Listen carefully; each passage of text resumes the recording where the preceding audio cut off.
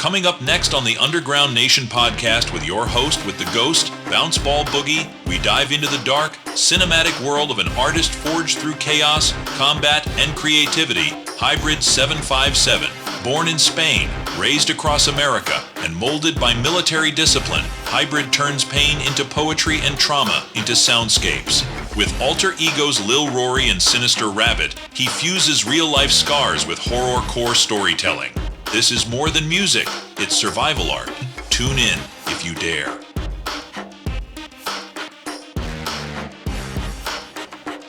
Yo, what's good, fam? You tuned in to the Underground Nation podcast. It's your host with the ghost, Bounce Ball Boogie. And tonight, we're taking a wild ride through time, war, and raw creativity with a man who's truly lived 9 lives. From the sands of Iraq to the smoke of wildland fires, from street races to post-apocalyptic film sets, and now straight into the mic booth. Born in Rota, Spain, raised across America, and forged in both battle and art, this dude embodies resilience, reinvention, and creative warfare. With characters like Little Rory and Sinister Rabbit, he turns trauma into tales, horror into healing, and pain into power. So give it up for the multi-talented artist, storyteller, and veteran, the one they call Hybred 757. Welcome to the hot seat. Hey, thank you. What's up, everyone? Woo! What? Yes, Thank sir. you for crawling from out the darkness to hang out with us. Look, we're right on time for supper. Most definitely. Yes, please. Where's my utensils to dig in? Oh, man, it's just like Jello. Jello. That's not the only serving we got.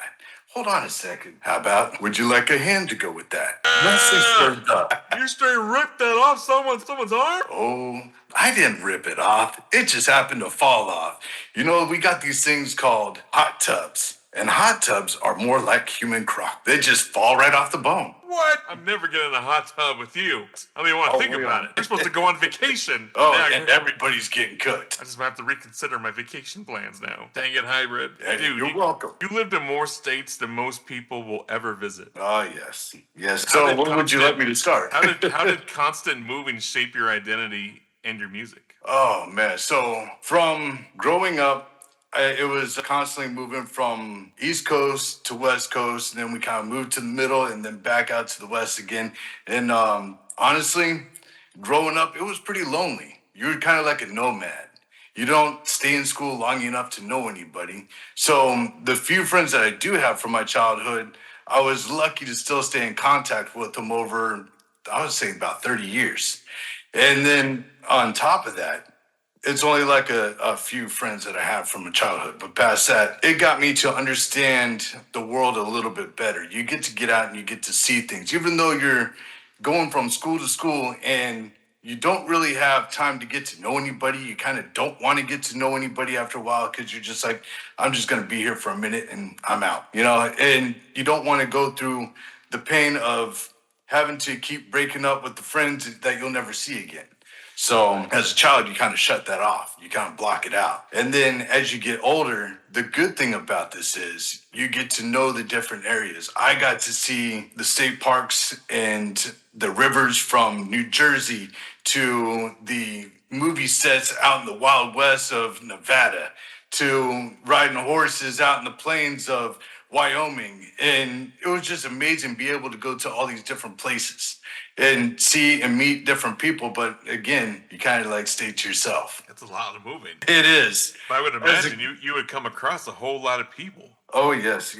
My mom is kind of an interesting woman in a way. So not only was we moving, I was pretty much raised by my mom. And moving from state to state, it would kind of depend on if she was seeing somebody at that time, getting married. She's like on her 7th or 8th marriage right now. And so you get to kind of know different people as they come into your lives. And you have some really good men that are out there, and then you have some really abusive men that are out there. And there's some stuff that you'll find in my music where you hear the abusive men, where I kind of go after them with Sinister Rabbit. Or from when I was, I want to say about 5 years old, my step siblings that I had, that was definitely not a good relationship. especially when I was 5 and my stepsister, she was about 14, 15. And I actually put that into a song and got it out in the song. I'm not going to put it here. So you're going to have to listen to that song. I was like, what happened? Yeah. And trust me, it's kind of crazy. What I will say is that's the day that Sinister Rabbit gets born, because that's when he became my protector. That's when he turned into the savior for me. And whenever I got into fights, and I got into a lot of them was because I was a redhead. And so it's like, you ever see those movies that where you have the redhead kid getting beat up, or the redhead kid that's always the bully in some situations, like the Christmas Story, you know? You described growing up as the red-haired ghost. Yeah, pretty much. How did that outsider feeling evolve into your persona of Hybrid 757? What's that? I mean, how did that outsider feeling evolve into your persona of Hybrid? Oh, because, all right, so Hybrid is kind of a mix of a whole bunch of things that I have taken in from all over. And from growing up, I was supposed to be. So you're a shapeshifter? I can shape into mini shifts. All right, how did that go? Nope, shift into mini. See, I contort stuff. Shifting motherfucker. But yeah, so it was quite interesting. Where that's the reason why I say a hybrid. For some crazy reason, every redhead will put red or something that dealt with their hair. Even though I don't have it, I'm still proud of it, and they'll put that in their handle.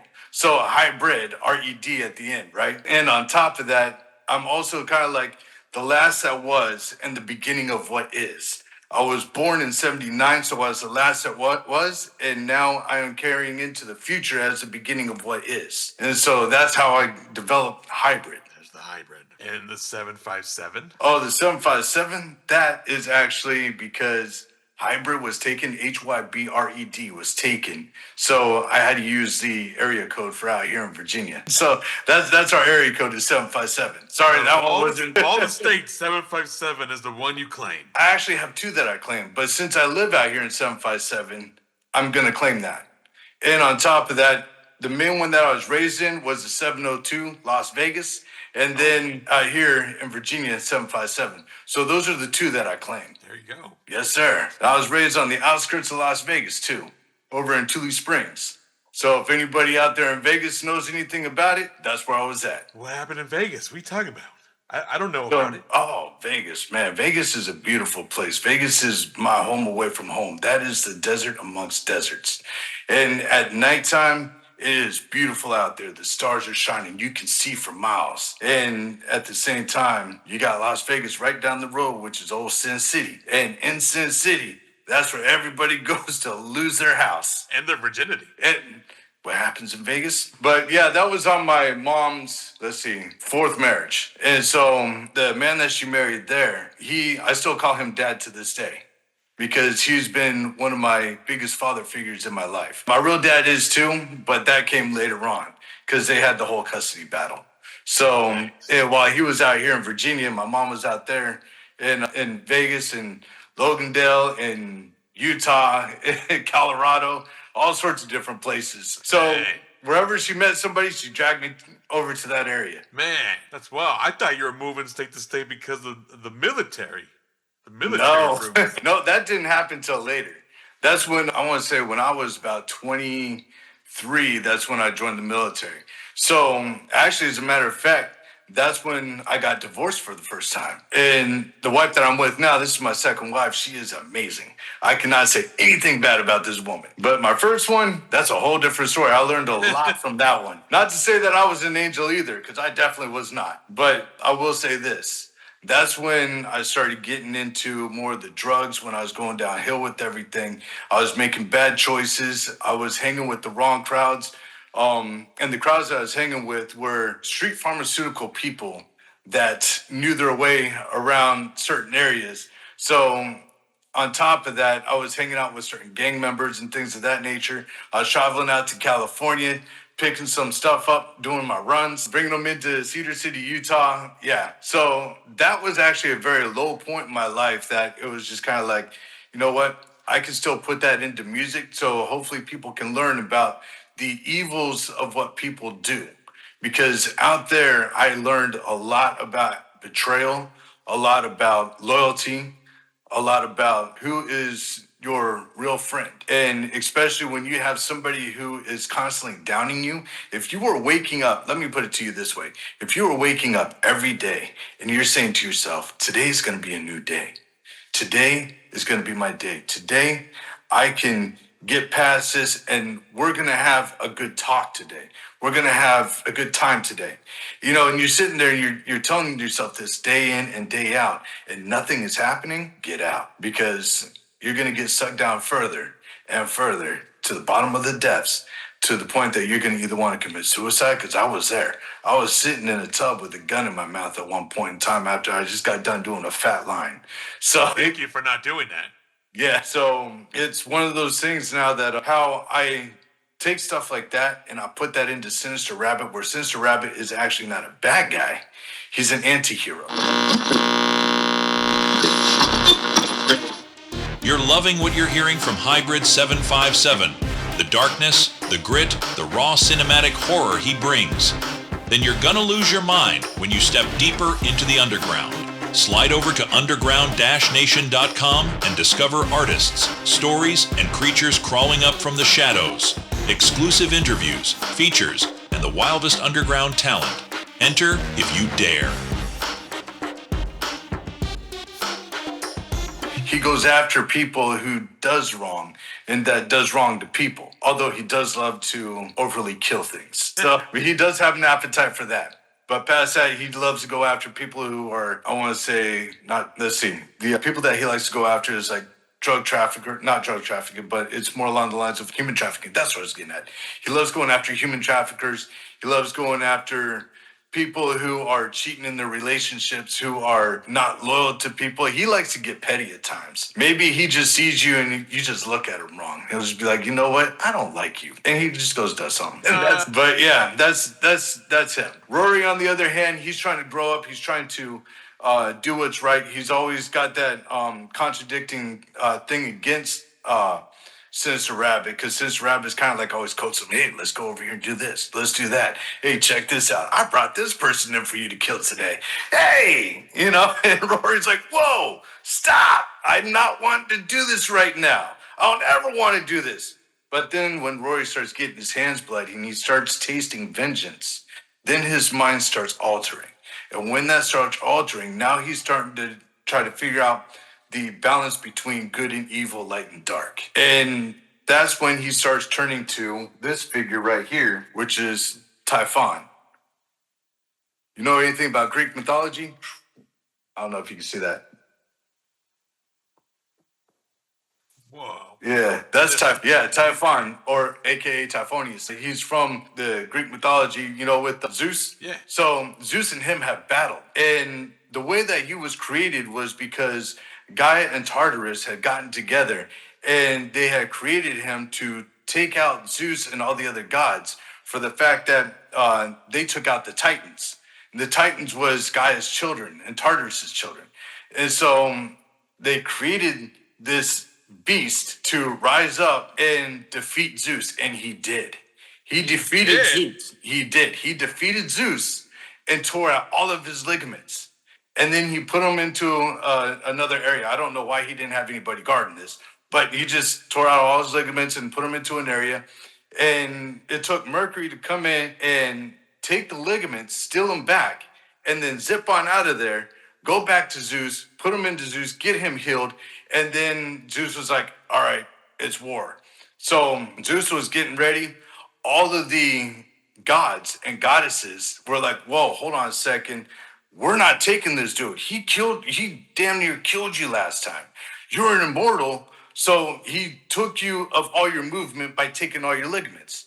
So we're not fighting this dude. He is the king of monsters. He is everything that is embodied in darkness. When he stands up, he covers the sky of darkness. It's just nothing but fear and terror that you'll feel in his presence. So that made all the other gods flee to Egypt and take different personas, such as like horse and stuff like that. They took on those different looks of all the Egyptian gods. Kind of weird how it all kind of like tingles together. Yeah, it is. What the heck? I've never heard this story before. Yeah. And so with when they ended up battling it out the second time, right before they went and battled, Typhon went and talked to some witches, and he was asking for a little bit of extra help because he wanted to just completely destroy Zeus, and was like, you know what? I want him done. I want him reduced to smithereens. So they're like, okay, cool. We got this potion for you. This will kill any god. He said, all right, cool. He drinks it. It made him weaker. They betrayed him. And so even though it made him weaker, he went after Zeus and still fought him for 10,000 years, a 10,000 year battle. And then Zeus finally defeated him and imprisoned him in it's one of three different places, either in Tartarus, I forgot the island name, and then there is Mount Etna, which is right off of the coast of Italy. And Etna is an active volcano to this day. And so my theory is with the Bible, because Greek mythology also is part of the Bible. And then you got the Egyptians. That's part the Jesus has actually went and visited like Egypt and stuff too. And so he's talked to these other gods in Egypt. So for me, I'm just like, okay, cool. So if you take all this and put it together into like one pot, with the way that Revelations is, Fawn is going to be the Antichrist that rises up along with Satan out of the sea. It's kind of a crazy theory, but that's my theory. Crazy theory. So whenever you hear Rory saying... Rory, yes, go ahead. You're about to say what I was about to ask. So whenever you hear Rory saying something like, Father, please do something for me, or Father this or Father that, he's talking to Typhon, and he's asking for extra power. He's asking to be blessed that day, even though he's going out, he's transforming into a monster so he could go kill other monsters. And this is where he's getting his power from. Wait. So if he's killing other monsters, is he absorbing their energy? He can. He does get stronger. I'll put it this way. He gets stronger. Is this the book that you're developing? What is this? It is a whole storyline that I started developing over time with between Rory and Sinister Rabbit. And Sinister Rabbit's been trying to get him to the ultimate. All right. So the ultimate end game, Sinister Rabbit is really trying to raise Rory and trying to make him understand that this world is a horrible world. And at the same time, there's many beauties in this world where Rory's trying to show Sinister Rabbit where like the beauty lies. But at the same time, he's getting kicked, he's getting dragged down, he's getting beat up, he's getting pushed off the cliffs. Like in one of my short verses that I did, an open verse challenge I did, where I talked about how I got pushed off a cliff. That was a real life thing. So I put that as a Rory, that he got pushed off the cliff and he fell. And when he landed on concrete, he busted his head open. And it was just by a group of kids that all Rory wanted to do was just play. And they're like, nope, we don't want to play with you. And they pushed him off the cliff. And in real life, they did push me off the cliff. I fell down. It was probably about 10 feet, maybe less than that. I want to say anywhere from 6 to 10 feet. Landed on some concrete, busted my head open, and I was knocked out for a little while. Then I woke up, and I was just like, wow, there's just blood everywhere. And then I walked home. I was dazed and confused, but I walked home.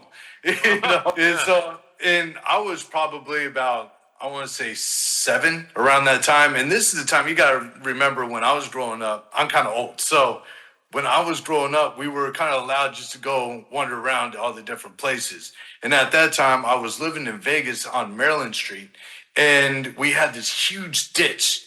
And this ditch was for like whenever the flash floods came through. And so you go into like the sides of this ditch, there was a bunch of broken concrete. And it was really cool because as a kid, you get to go in there and it's like forts. There's a lot of forts. So you could go in there and be like, oh, this is like a cool little fort that I'm in, right? And you just kind of like hide out and hang out in there, you know, while people will walk above you and they would never know you're there. So no way. It was just cool as shit. And so that's where I saw the group of kids and say, hey, you guys want to play? And they're like, no, fuck you. Boom. Pushed me off and then landed on a little concrete pad. And from there, knocked out, woke up and was just like, well, shit. I had blood all over the back of my head. And I was just like, all right, I'm done. Go home. Dazed and confused, you know. And so when stuff like that happened, I put it into the songs. And then Rory starts to slowly, over time, start to hate people. At first, he's trying to love people. Then he's starting to hate people.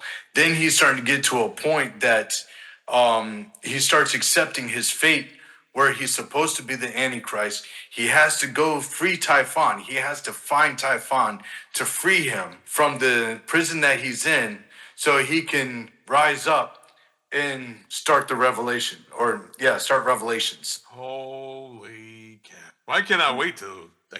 I got on my YouTube channel, which is still Hybrid 757 on YouTube. I do have like a small video where Sinister Rabbit is visiting Rory as Rory is older and then helps with his training. Let's put it that way. So there is a video that's out there. But both of them is really you. I'm going to let the audience decide that one. Because you're the hybrid. Yes. So these are conversations you're having amongst yourself. Yes, daily. What's been the sucks most when you get the third person that interrupts too, and you're just like, dude, stop. And both of you sitting there like, man, stop. And then third person's just like, dude, for real? What am I to do? Bro, what's been the most cathartic or shocking moment you've experienced while creating this storyline?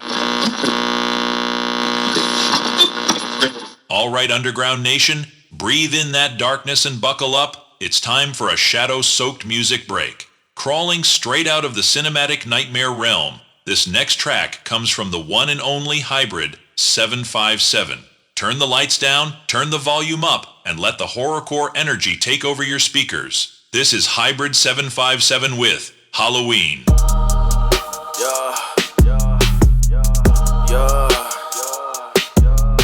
Yeah, spooky as fuck. What's up? Yeah, I'm here to get it. I'm spooky fuck. What the fuck? Yeah, this sort of What was that? Did you hear that? Spooky in the bag. Yeah. I like Halloween. I like spooky things. I love creepy, crawly things on your titties in between. I'm a god girl fiend. I'm a god girl fiend. I'm a god girl fiend. Know what I mean? Trick or treat, smell my feet. Fuck your bitch, your girl's with me. Fuck your team, that's just me. I don't give a fuck, you see. Trick or treat, smell my feet. Fuck your bitch, she dies with me. With me. I like Halloween, all the spooky crawly things. I like Halloween. I love it when witches scream. I like Halloween. That's my favorite fucking thing. I like Halloween. I like Halloween.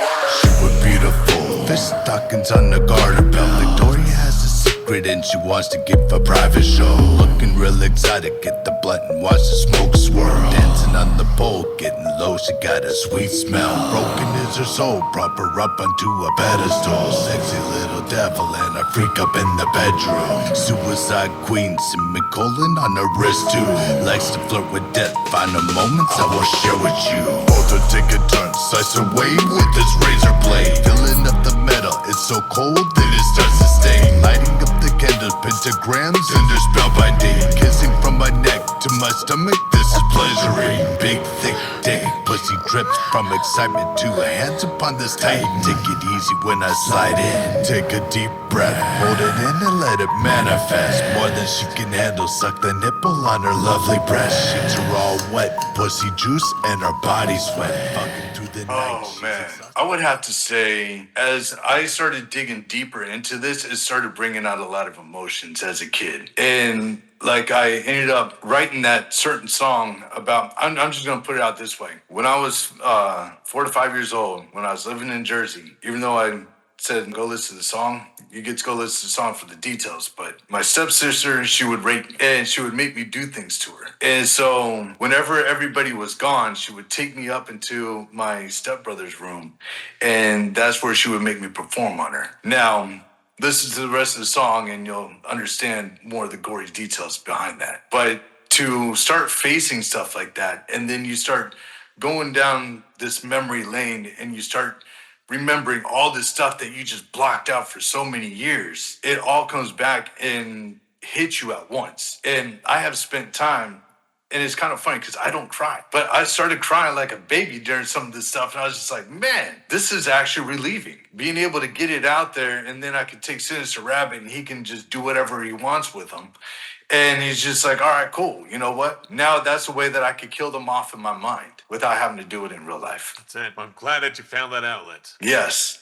It's honestly, I wasn't really going to do any kind of rapping to begin with all this. When I first started out doing any of this all started out with me being a video creator where I was just like shooting music videos for other artists that were within the area. And one of my best friends that's out here, he kind of would help me out with the shooting of the videos and stuff. And then he kind of like taught me some of the ins and outs of the camera.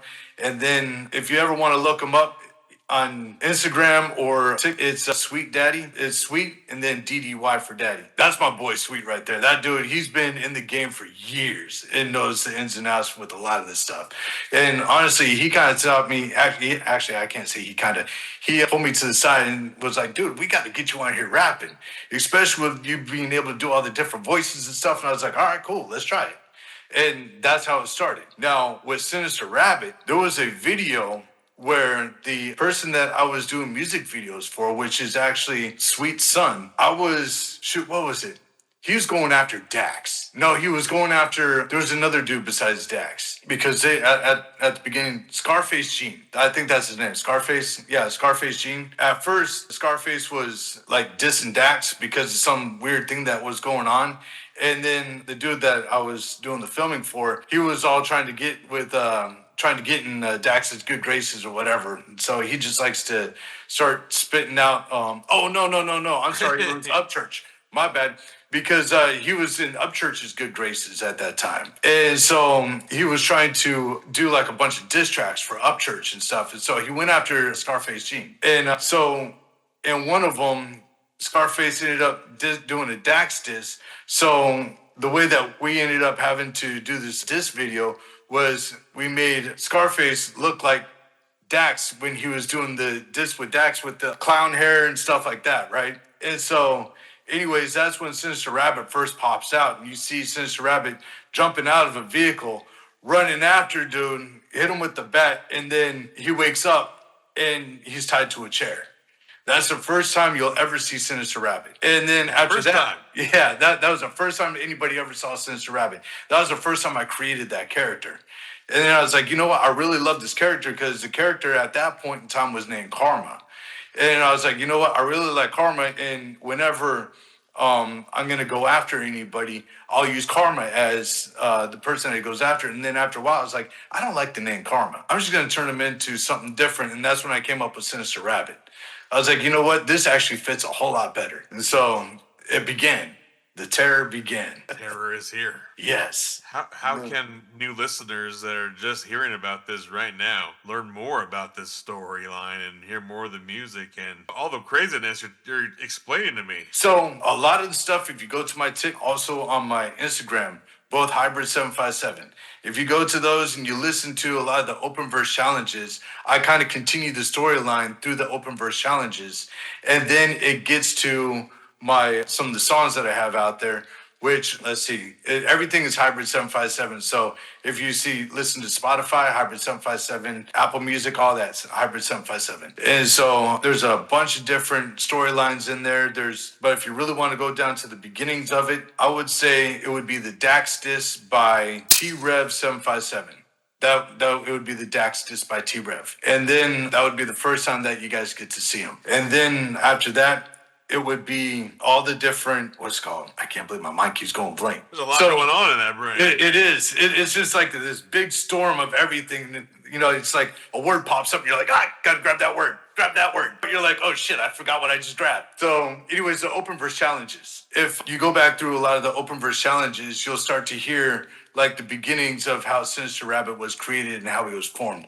And then it'll start going into the different songs. One of the biggest songs that I got out there right now is called Lil Rory 2. And that actually takes place when I was in Wyoming. My mom was married to her fifth husband at that time. And so, and this is when we was living in Casper, Wyoming. And so during that time, I had a stepbrother who we were constantly fighting every day. It was kind of like the movie Step Brothers, if you think about it, because like I was with my mom, he was with his dad, and we're about the same age. We get to meet for the first time, and the first time we meet, we start fighting. Just instantly start fighting. I got my ass whipped all the time, but it was just constantly fighting. And so, like, even one day, he had me, I thought we was actually being cool at one point. He's like, hey, you want to go shoot my dad's guns? I was like, all right, cool. Yeah, let's go shoot the guns. And so we was off the back porch. Now, mind you, we were out in Casper, Wyoming. The area that we were at had like 40 acres. It was way out in the country. There really wasn't anybody else around. So we were able to set up some targets and just shoot. Now, I got done unloading the gun that I had, and we had like the old revolvers. And so we had some shotguns and some old revolvers. And then he took his dad's gun. And once he realized that I was out, he turns around and aims it right at me. He goes, I want you to go out there in the field and start running. I was like, you got to be kidding me. He's like, nope. And he cocks it back and he says, I will fucking kill you right here. He had me out there running while he's shooting his gun at me. And he gets done, there was about 6 rounds in there.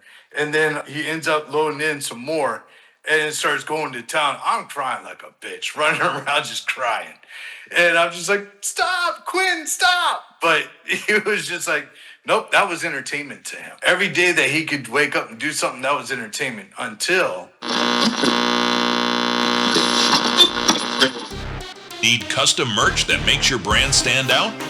Smokin' Barrel Apparel has you covered. From screen printing and embroidery to promo gear for your next event, we bring your vision to life. Trusted by artists, businesses, and creators across the underground nation.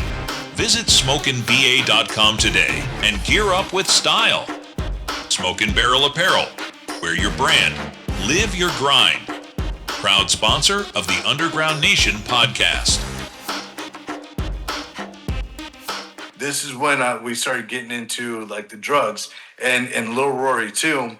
This is where you'll hear the first thing that pops off is I say, I'm sitting in the basement with the mask over my face and it's a face plant because I'm inhaling the smoke, right? And so it's like back in the day, we kind of made up our own way to smoke. So we had like this gas mask and then we had like a 5-gallon bucket, you fill it with some water and then you take like a bleach bottle. Of course, you got to wash everything out and you cut it in half and then, or you cut the bottom off of it and you take the top and you turn it into a bowl, but then you can hook a tube to the top of it and you slam it down after you light it and you slam it down and it like lights the weed up and then you get all that smoke, or you got to blow into it and then you take it off and then you got to slam it down and then it shoves all the smoke up into your lungs. And dude, you get so fucked. Can I say that? I'm sorry, my bad. If you can't. Anyways, yeah, we would get fucked up, right? So this is when we started bonding. It was because we started smoking together. And then it started going from there. And that's when we started getting into, one of my friends his mom was a nurse. So she had this book. And in that book, it talked about all the descriptions of prescription drugs and the over-the-counter drugs. So we were like, okay, cool. We want to hallucinate today. What do we want to get? So we started flipping through this little book. And we're like, oh, shit, Dramamine. All right, let's see, going through. Oh, shit, it says 19 to 20 pills, and it will make you hallucinate. Fuck yeah, let's do it. And so that's what we do. We go to the store, and we go steal a box of Dramamine. And then we go back out, go to my friend's house, and then go into the basement, and that's where we'd be doing all that shit. We just stoners, basically. Just having a great time, doing some drugs as kids. And we got to a point where we're like, hey, let's start making each other pass out. So we was trying to, we found out, doing the blood chokes on each other and make each other pass out. And it was just to see how long you can, stay awake before you pass out, which was actually pretty cool. You get about 3 to 4 seconds, and then you're just out cold. I don't like that game. Yeah, it's actually kind of fun until you don't have the support and somebody drops you and you wake up and your nose is bleeding. You got blood everywhere. You're like, oh, shit. But yeah, so. I don't want to play. Man, I'm really glad that he didn't actually shoot you when you were freaking running out in the field. Could you imagine if he fucked up? He could have fucked up. Mm-hmm. But thank God he didn't. Hell no. So, yeah, that's wild. Little Rory 2 is definitely a good starting point if you want to get into the Little Rory series, because I also even have a bit of a video to go behind it. So there's like a little AI video that's behind it. Earlier you said you weren't even going to rap. And yes. And I mean, I'm not sure what films or what, but I understand you were getting involved in acting.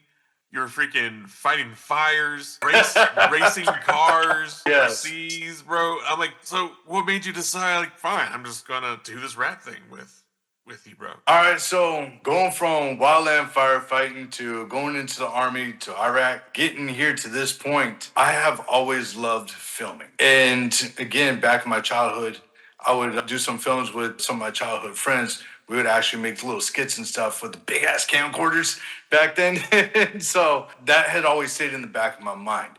When I ended up getting out of the army, I got medically retired.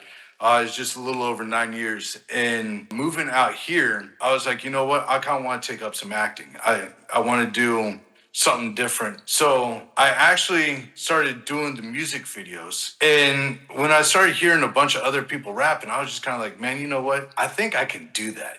I've always kind of wanted to do that when I was young. And I was raised off of hip hop as a kid because my parents loved to listen to the old school country and everything. Or my mom loved the old school country. And then whoever she dated was generally a cowboy. And so that's all that they would listen to. And I can't stand country. So sorry for all the country people out there. Not bad, but I can't do it. So, anyways, that's when I started getting into like hip hop when I was young. And of course, you know, you start out with like DJ Jazzy Jeff and the Fresh Prince, and you got trying to think of the kids' names, Crisscross. You know, you had Crisscross, and then I got into like NWA, and then I always felt like there's something is missing. I want something harder. It wasn't until I got into, I want to say, high school when I started listening to Brother Lynchung when that was introduced to me. So I was going to high school out here, and I went back to Vegas to go visit one of my childhood friends.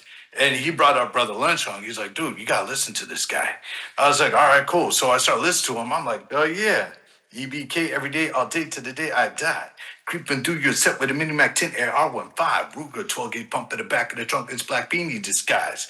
You know, so I was just like, fuck yeah, you know what? I like this dude. And then lo and behold, he was also rapping with Doomsday Productions. I started listening to Doomsday Productions, which was out of Northtown, Las Vegas. And I was like, fuck yeah, I'm gonna be back out west. I'm gonna be repping Vegas with Doomsday Productions. And so, like, Warfare is one of my favorite songs off the album Filthy. And Eclipse, that was my main dude. That was the dude that I loved because he had that crazy sound. And so, in a sense, my sound is kind of like a combination between Eclipse and ICP because later on I got to start listening to ICP. I want to say around 98 when I was, no, 90, 97, 98, I was introduced to ICP, and that would be the Great Malenko album. And so the Ned Game. And so that's where I started listening to that. And then I remember, Halls of Horror. Remember that song? I remember the first time, Boogeyman and Halls of Horror were my favorite ones. And I remember listening to them. I was like, I love the storytelling in this. And it's always kind of stuck in the back of my head that I want to do storytelling like that. And then, so fast forward, sorry, I just went a huge like loop all the way to get to here. We're here. We're here finally. So now that 2018 rolls up, I'm starting to do this filming and everything, and I'm listening to all these people rapping. And the people that I'm hearing rapping at that time is, I want to say more like, what do they call that? What do they call the genre? Not hip hop. It's a country rapping thing. Country rapping thing. Yeah, I forgot the name. I forgot what genre, what they call it. We'll just call it country rap.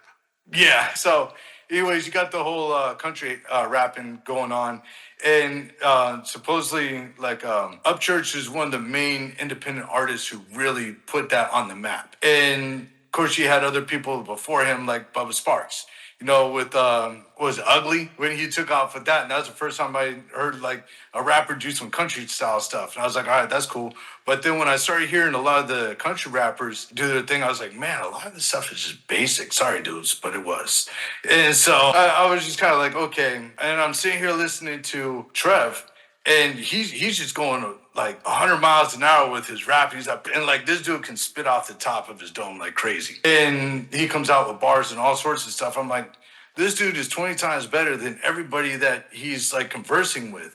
And this is really becoming a thing. I was like, all right, cool, whatever. And so in a way, it kind of inspired me a little bit because I was like, you know what? If I'm watching somebody right in front of me start to build an audience and start to do this stuff. And he's starting to get more well known. I was like, you know what? Maybe I could do something. And maybe let's try to see what direction I could go with that first. And so then when I first started rapping, I was trying to do the whole car thing because I was like, you know what? How about let me talk about something that I really know about? Street racing is something I know about because that was a life that I lived. And that's when like between before Fast and Furious came out, I was out there street racing back in, I want to say 98. I was back street racing during that time. And so when I went back out to Vegas, man, it was huge out there. We would go to these car meets, and these car meets were packed with like 200-300 cars. And most of them were like all the little rice rockets and stuff, little rice burners. And so that's what we call it in the car culture if it's like an import. And so, anyways, you had like all the Hondas out there and stuff like that. And one of my buddies knew somebody who had a really fast Honda at that time. And that Honda was actually an Acura. And so we were waiting in this parking lot. I had a Jeep Cherokee at that time. And we were waiting in this parking lot to see where everybody's going to go for the race for when it happens. So we were chilling in the parking lot. They finally got told, hey, we got a clear opening over in location A, location B, location C. And so one of the main locations was at that time, I can guarantee you it's changed by now. But at that time, it was the golf course. Underground Nation, hold tight, we're diving straight into the abyss. The next track comes from an artist forged in chaos, sharpened by war, and fueled by pure cinematic darkness. If you're ready to step deeper into the shadows, this one's for you. Turn it all the way up and let the void swallow the room. This is Hybred 757 with his track, Underworld. Move on my work, and in the shadows and the darkness, it's another world, an underworld, where stories they were never told. Marsupials and goblins, werewolves, check the centerfolds. Trick or treat, Lori, goddamn, she's an animal. Loving the way she's using her claws, checking out that mandible. Chew it, baby, chew it, so sexy when she rip them apart. Red rocket blast, and I'm not loving how she uses her claws. Astral nook, god damn it, hold up, the page is stuck. Alright, everyone. Go and take a pamphlet. I'm your guide for this feasting. My name is Sister Rabbit. Perhaps you may have heard of me. Not no worry. Tonight is gonna get scary, and I love to hear them screaming. So go ahead and pinch yourself and see if you are sleeping. Cause too many trips down the rabbit hole will leave our brains leaking. Welcome to the show. I'm the devil on the show, the whispering. There you go. Crossing in the rising jungle, jungle, jungle. Keep the blade and bubble on the demon in your struggle. Your pain and mission coming to my kitchen. I'm cooking up bodies like it's some menudo. Ring of fire, step into my psycho circus. Laughing while I slicing nothing bodies. Bitch, I'm fucking loco. You ever had the feeling wanna stab a stranger, knowing you the danger in your mind, holding anger, staring in that void, eyes focused on a hammer, pick it up, swing it around, and you wanna watch a brain splatter, fecal matter squirts when you stab them in the gallbladder, shove their face to the wall, but first hear the ankle shatter, hear better, as I'm swinging with the sledgehammer, miseryless company, and your company's a laughing matter. Hey rabbit, you think they ready just to go? Put them in the back, turn the bass up, let them know you ain't here with no one else. Where you wanna go? I'll hold your hand, don't worry, I won't let you go. What's in my pocket? I got a thumb, I got a piece of hair. Oh shit, not that that's in my Hey sir. Danger, danger, it's explicit, what's a list of strangers? You're easily angered, get your ticket, punch me dropping bangers. Winner, winner, chicken dinner, rush up to get neighbors. We raise your tickets of the night, like we right here. Where's your ticket, sir? Where's your ticket, sir? Ooh, that was nice. What? That's not enough audience participation. You need help? I need them to scream louder. Where do you want me? I wanna help. And so we kind of like just all get together, swarm up, and just go to this golf course way out in the middle of nowhere. And it was like on the outskirts of Vegas. And so they had this nice stretch. And we would have all the cars lined up, like you saw in the movie, all the cars lined up. And then you'd have like 2 cars that just go at a time. And of course, you had the person who was in the middle, and then they like drop their arms and then they go, right? So my friend was like, dude, you should like try doing this. I was like, are you serious? Mind you, I have a Jeep Cherokee, all right? I got a hole in the muffler, and I went and I fabricated my intake, my cold air intake out of, what's that stuff called? It's for it's the sheet metal for your gutter system. So I fabricated a cold air intake out of that, right? So it's kind of funny. So I had this cold air intake, and my Jeep is loud as shit, but it sounds horrible because I have a hole in the muffler. But it's the straight 6 that was in it. I had an '89 Cherokee, and at that time, what's that? No, I was just saying, holy shit. Yeah, and I also had a badass stereo system in it at that time too, because Planet Audio just came out with a whole line of like speakers and amps and stuff, and so I had 312 sitting in the back of it with a 900 watt amp and another 800 watt. So this thing was bumping too. And anyways, I was nervous as shit. I was like, dude, you know what? How about you come with me? So this way you can just like, keep me calm. Otherwise, I don't know what I'm doing. This is my first race, and so. The guy that I was going against, I remember his name. His name was Ray. Ray had a Dodge Durango RT at that time. The RTs were supposed to have been known to be able to do like a quarter in 13 seconds. So here I am in my little Jeep Cherokee with the straight 6. He's in his Dodge Durango RT, and we're getting lined up. And the lady raises her hands and then drops. And I'm like, oh shit, I gotta go. Push the gas down. My truck's doing this. I'm like, oh shit, and mine was manual at the time too. And I was so nervous that I kind of like stuttered, but I got on top of it and I started rolling through my gears, and I was keeping up with this thing, and I just barely beat it by a nose. And when I did that, we got done. We circled back down to the beginning of the track, and then we went and parked. And Ray came over to me. He's like, "Man, what do you got in that thing?" I was like, "I don't know. It's just the stock motor with this fabricated cold air intake from the gutter system and a hole in my muffler. That's all I got." And he's like, "Man, Andrew got 312s back here. Dude, you spanked the shit out of me. How?" He's like, "I'm about to go get this Durango up." And so it was cool as shit because every time that we went to these car meets, we would always meet up with Ray and his crew, and then we'd always roll out to the different meets and stuff, and that's how I started getting into it. Then once I got into, let's say, around 2010, I was able to pick it back up again because that's when I got my GTO. That's when I went out to Fort Polk, Louisiana, and the crew that I was rolling with out there was called Outlaws X. And so we would just go around terrorizing everybody. And like my car was one of those that you wanted to test first before you test the rest of the crew, because I was sitting at like 430 horsepower. At that time, 430 horsepower was actually quite a lot for any vehicle. And so it was loud, and it was fast.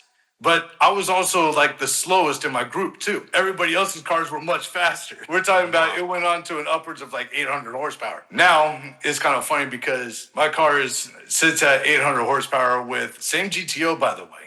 Sits at 800 horsepower with my nitrous and E85 with the supercharger on it. And my next buddy up from me, he's got a 1300 horsepower SS. So like, a lot of people I know that are out here, a lot of them have these amazing, crazy ass cars. And mine's one of the slower ones. But so anyways, getting into that life and being able to do the things that I was doing, it was amazing. It was the adrenaline that I loved, the sound of the cars, the smell of the gas, the smell of the exhaust, everything about it. Work on the cars, the bonds that you make with everybody. It was just amazing. It really is like a family. And so, we were constantly going out, like every weekend. We would go out to like the next town over and just go pick a race with somebody or pick a fight, or when I say pick a fight, it's pick a race. And we would go out to like Houston and go out there and go challenge people and stuff too. And oh man, it was cool as shit. We were racing all over the place. And so that's why I wanted to kind of bring it back in. I wanted people to kind of like remember my name on who I was back then, although I wasn't that big. In my head, I was big, but I wasn't that big. And so I wanted people to remember who Jason was. who the GTO guy was. And so I actually kind of helped create a community out here called 757 LSX. And we got over 2,000 members in it now. It's a Facebook group, but it's something that we started to create a community out here to help build up shops in the area, to get people, to help people if somebody is stranded on the side of the road. They get on the forum, hey, I need help. I'm stuck over here. And I've seen people go to these places to help people out. People got together and started forming groups where they go out and like plow the snow off of like rural areas and stuff or out in the neighborhoods. And they were trying to do good, which was actually really cool about building this community. We help build up shops. One of the main shops that supports me is Bad Company. So shout out to Bad Company. Company, whoop whoop. Yeah, whoop whoop. And so when I started doing the rapping, I was like, okay, let me start doing this stuff. And as I was getting into the rapping with it, I started getting myself into trouble. And so I had to kind of back off before I lost my retirement and got thrown in jail, because now if you get caught street racing, it's a federal offense. And so I kind of used my last of what I could use, which is like, I had a clean record. And on this last thing, I want to say at the beginning of the year, that's when everything kind of really switched back up. And I was like, okay, let me start leaning back into the Rory and Sinister Rabbit route. Because as I'm out here, like doing the rapping with the cars and doing the stuff with the street racing, I damn near got myself in trouble. So, and yeah, I did get pulled over. I did get a ticket. And the crazy part is when I got pulled over, I wasn't doing anything at that time. But I had to go get a lawyer. The judge was like, or I went and got the lawyer. The lawyer told me, he's like, look, they're going to believe the cop no matter what. So basically what the cop told the judge was, yes, they were on the highway. They were street racing. I saw them. And I'm just like, fuck. All right, well, he's definitely going to believe the judge now. Or, I mean, the judge is definitely going to believe him now, because he's like, yeah, I saw them. And then he's like, first of all, I heard him because my car is extremely loud. So, of course, he heard me he said it was about a mile away. And the way that the road comes in, it came in at an angle and then it kind of like scoops back up. So he's sitting on this side where he could just watch everything going on. And anyways, he turned around, he's like, I couldn't tell who was winning. And the judge is like, so how fast do you think he's going? And he goes, well, maybe like 100 or so. And I was just kind of like, cool, don't ask me how fast I went. Because I'm not going to say shit. I'm just sitting there silent the whole time. I'm just kind of looking at my lawyer. And he's just kind of like, you're all right. You're all right. And I'm just kind of like, okay. And, I ended up getting off with having to pay the fine. And the judge was like, okay, well, we'll just reduce it since you didn't have it on radar. That's the thing that saved me. He didn't have it on radar. And that was the biggest reason why I went and got the lawyer. But the lawyer was just kind of like, well, the judge is going to side with the cop anyways. So the best thing that we could do is just get you 19 over. I was like, you know what? Keep me out of jail. All right, cool. So that's how that was going. And then that's how that ended. That's how it ended. And then you decided to stick with the rapping for life. Yep, I sure did. And so my biggest goal right now is the job that I do have. I'm just utilizing that to try to help pay off whatever stuff that I got, to the point that once I get all my debt out of the way, then I could just go full bore into everything, because I do have my other retirement from the Army as well. So, and that's from the medical retirement side. So since I have that to fall back on, once I get this debt cleared, then I'll be able to get out and do a whole bunch more stuff. Until then, what can we expect next? Oh, well, for starters, I do have a movie that's out. It's on YouTube called Fastlanders Film. And myself and a few of my best friends out here, we all got together. We created this kick-ass film about a post-apocalyptic world where to do something for your community or your section, you have to race for it. And being able to race for it, that means racing for power, such as electricity for your section. And if you don't get that power, you are bound to starve, you are bound to die. And so you got to race for it. And the world is ran by corporations. It's kind of like how everything is going to this day.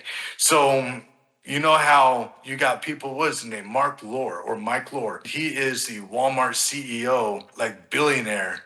that bought up some land. I forgot where he bought it, but he bought up the land. And you can look this up too. Fact check me on that. He bought up land, and it was like 250,000 acres, so that this way he can start his own smart city. And it's a bunch of these billionaires that are buying up all this land so that they can create these smart cities and start grouping people into these cities and basically make it to where we cannot live on the outside anymore. Where they're starting to move us all towards the cities now. And it's conspiracy, but at the same time, it's actual stuff that's happening because these smart cities are in development. And so the way that Fastlanders is, it takes place where the smart cities have all developed. Anybody who is on the outside of the city, you are in a wasteland environment. You are at the peak of that, just fighting for scraps. Whatever the city is going to give you, that's what you're fighting for, is scraps. And so, in a way, it's kind of like Death Race meets Hunger Games. The best way that I can probably describe it. And anyways, with the way that everything is going, with the smart cities, the fuel, like fossil fuels, are going to be banned from these smart cities. And that's like Mark Lure saying he wants to ban all the fossil fuels. So everything is going to be ran off of electric. In Fastlanders, that's how the cities are. Everything is electric. And everything that is banned is on the outskirts. And that's where they're saying that all the pollution and all the bad things are happening. And so the smart cities are trying to keep everybody organized. And they're like, okay, well, we're going to get rid of all the bad and we're going to make everybody into basically like clones in a sense. And so they're going to have their own access, their own everything inside these cities where everything's basically kept off of like your smartphone. That's how you get tracked for everything. That's where all your knowledge is at to this day. So you go to the outskirts of the city, you go into the wastelands, you don't get access to that stuff anymore. You have to fend for yourself. And that's how Fastlanders is. Wow. And so, yeah. How did that grind prepare you for music production today? Sound editing. So if you listen to a lot of my music, you'll hear a bunch of different sounds in the background. And a lot of that comes from having to do this film from Fastlanders. This film took us 5 years to complete. And in there, we had to do so many different sounds because we didn't always have the mics, where we were still learning we're still learning the microphones and stuff of that nature and trying to develop the sound for it.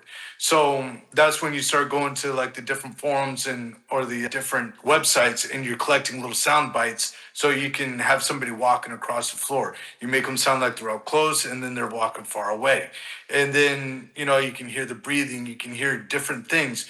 But whenever you watch a movie, listen to the sound, and they usually have only maybe like 4 to 5 different sounds at one time. They don't have a whole bunch of everything going on. It's only about 4 to 5 sounds at a time. And this way it zones in on the exact thing that they're doing at that time. So in my music, I started challenging myself. Why don't I create the story to make it sound like an audiobook? So it's like a musical audio horror book when you listen to it. And that's how I was able to develop that sound for it. Incredible. Wow. That's a whole lot, man, to take in. Yes, sir. It's a lot of information, big information dump. Here you go. But Hybrid, you've lived through war, heartbreak, and now rebirth. What's the biggest life lesson that defines Hybrid 757 today? The biggest thing that defines Hybrid 757, I would have to say, be open to change, adapt, and overcome. Because if you are not open to change and something comes along in your life, then all of a sudden everything is chaos. You can control that chaos around you by only being able to know what you can control around you. Don't try to control other people. Don't put expectations onto people. You put expectations onto somebody, you are going to fail every time, or they are going to fail you every time because they're not going to come through with that expectation. And especially if they don't know what that expectation is that you're putting on them. So constantly be open for evolving. Absolutely. Evolution is real. Yes, sir. Hybrid, any shout outs, thank yous, or anything we forgot to promote, please take this time to shine. So first of all, I definitely have to say Bad Company for always supporting me. And then I have to give shout outs to LA. Yeah, that's my boy right there. That's my best friend, LA. He's always been in almost every movie that we've done. I used to do scare performance with him out in Busch Gardens. and being able to do that acting out there was amazing. I have to give a shout out to my wife. Oh my God, she has to deal with me day in and day out. So definitely big shout out to her. Whoop to Hybrid's wife.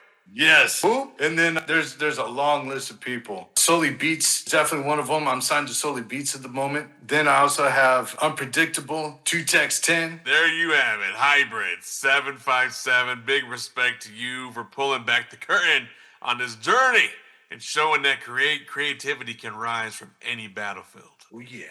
You like, follow, and subscribe to our guest on all social streaming platforms. And don't forget to visit underground-nation.com to discover more artists making noise beneath the surface. And yo, the Christmas 2025 issue of Underground Nation magazine is dropping soon, and there's still time to get featured. So tap in, share your story, and get that underground spirit alive. Until next time, it's your host with the ghost, Bounce Ball Boogie, reminding y'all that even in the darkest corners, the music still glows. Thank you, Hybrid 757. Woo woo. Yeah, whoop, whoop. Appreciate you.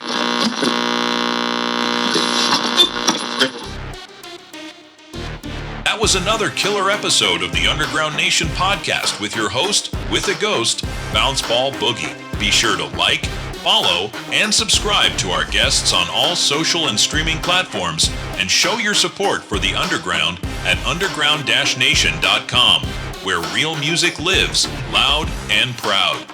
Until next time, keep it raw, keep it heavy, and keep it underground.